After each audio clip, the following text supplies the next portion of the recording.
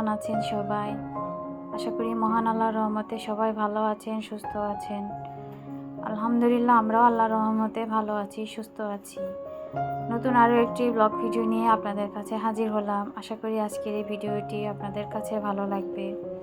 তো আমি গত ভিডিওতে যে বলেছিলাম যে অনেক দিন ধরে বৃষ্টি হয় না, তো ওই দিন কিন্তু আমার ওই ভিডিওতে বিকাল থেকে বৃষ্টি যে শুরু হয়েছে তার কিন্তু আসলে শেষ নেই।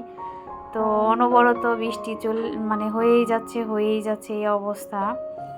তো আবারও হুট করে অনেক দিন ধরে বৃষ্টি চলছে, প্রায় 3-4 দিন ধরে বৃষ্টি হচ্ছে। তো আজকেও একটি বৃষ্টিময় দিন। তো সকালেও বৃষ্টি হয়ে গেছে, এখন একটু বৃষ্টি কমেছে। তো যাই হোক, একটু বেলকনিতে দাঁড়িয়ে গাছগুলো দেখছিলাম যে কি অবস্থা। তো বৃষ্টি পেয়ে গাছগুলো একটু পরিষ্কার হয়ে আছে, ধুলোবালি নেই। তো খুব ভালো লাগছিল। তো বারান্দায় কিছুক্ষণ সময় কাটিয়ে এই যে বিছানায় তো ঠিক করতে চলে এলাম। তো বাচ্চারা উঠে গেছে, তো এখন বিছানাগুলো আর কি পরিষ্কার করে নিব ঝেড়ে। চাদরের অবস্থা দেখতেই তো পাচ্ছেন যে কি অবস্থা হয়ে আছে। আর বিছানার উপরে যে ছোটো মেয়ের দুটো খেলনা ছিল, তো ওগুলোকে ও নিয়ে গেল। তো আমি এখন চাদরটা একটু ঠিকঠাক করে ঝাড়ু দিয়ে ভালো করে পরিষ্কার করে নিব।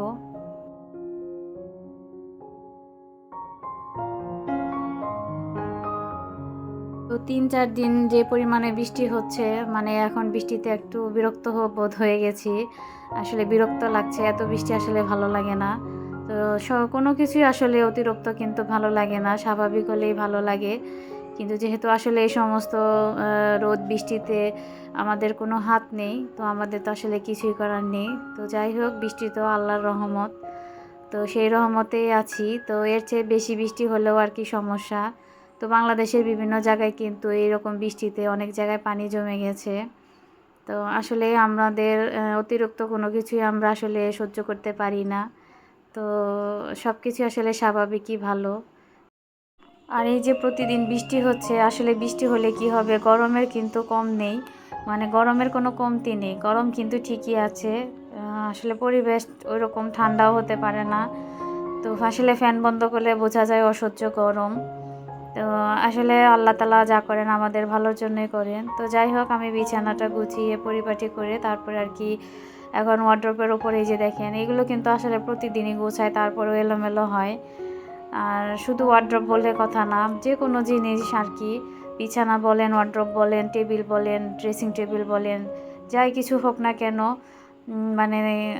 দেখা যায় একটু গোছানোর পর 1-2 ঘন্টা ভালো থাকে, তারপরে আবার এলোমেলো হওয়া শুরু করে।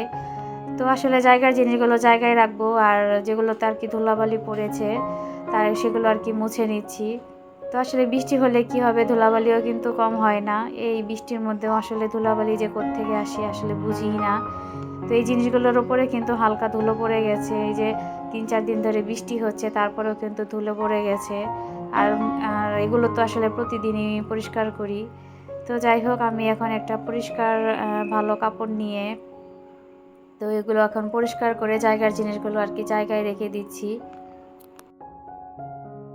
আসলে সংসার জীবনের কাজ কিন্তু সব একই, সব বাসায় প্রতিদিনই কিন্তু একই রকম, আর একই কাজগুলো প্রতিদিনই করতে হয়। আর মাঝে মাঝে দেখা যায় আসলে কাজের প্রতি একটা অনীহা চলে আসে। আর এই কাজগুলো যদি আমরা আর কি ভালোবেসে করি, যে কোনো কাজই, সেটা সংসারের কাজ হোক, বাহিরের কাজ হোক, যে ধরনের কাজই হোক না কেন, কাজকে যদি ভালোবেসে করা হয়, আসলে কোনো কাজই কিন্তু কঠিন থাকে না। অনেক বড় বড় কঠিন কাজগুলো দেখা যায় সহজ হয়ে যায়। আসলে কাজের প্রতি ভালোবাসাটা থাকা খুবই জরুরি।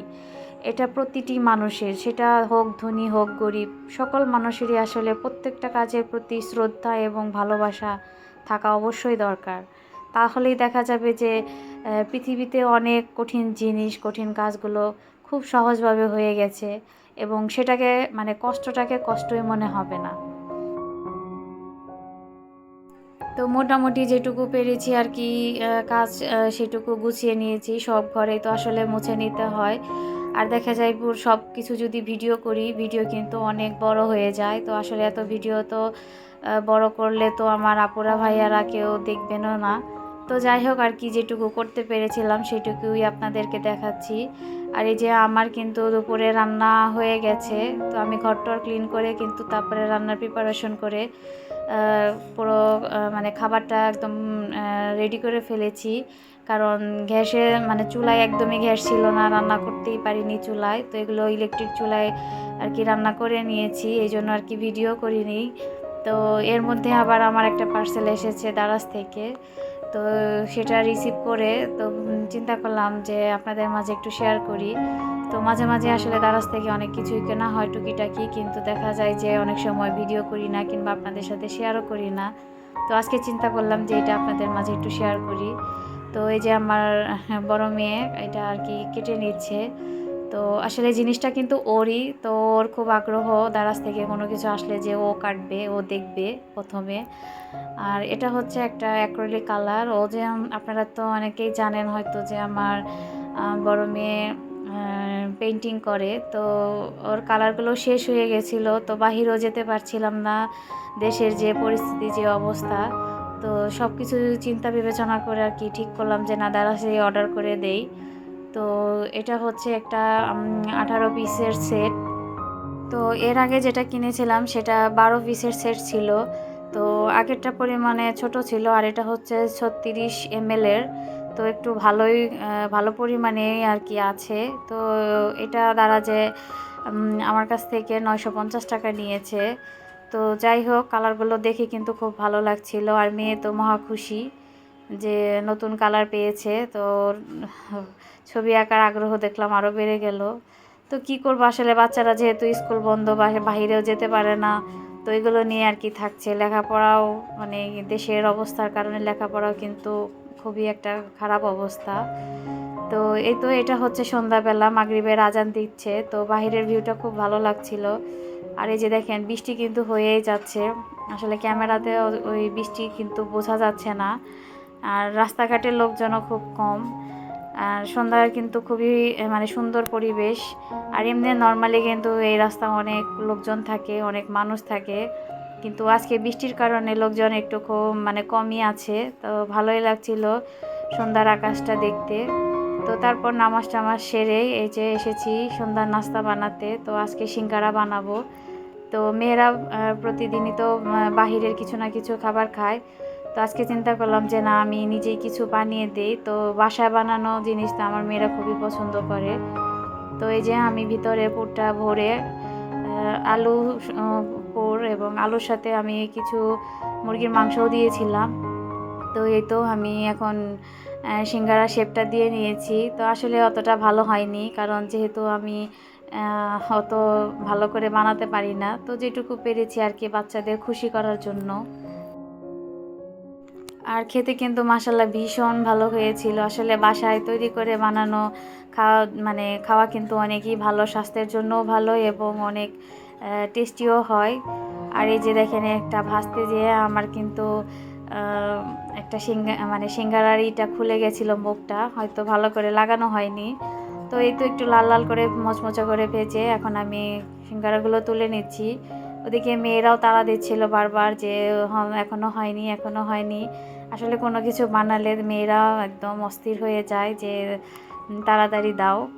আর বাসায় তৈরি জিনিসের তো আলাদা থাকে। তো এই তো আমি দ্বিতীয় ব্যাচও দিয়ে দিলাম, প্রথম ব্যাচটা তুলে নিলাম। আসলে প্রথমে এতগুলোও দেইনি, যে আগে দেখি কীরকম হয়। তো তারপরে আর কি এই যে দ্বিতীয় ব্যাচটাও দিয়ে দিলাম। তো মাঝে দুইটা ছোট হয়ে গেছে বানানো, তো সমস্যা না, যেহেতু নিজেরাই খাবো। আর সিঙ্গারার সাথে চাও খাবো, আসলে চায়ের ভিডিওটাও করতে মনে ছিল না।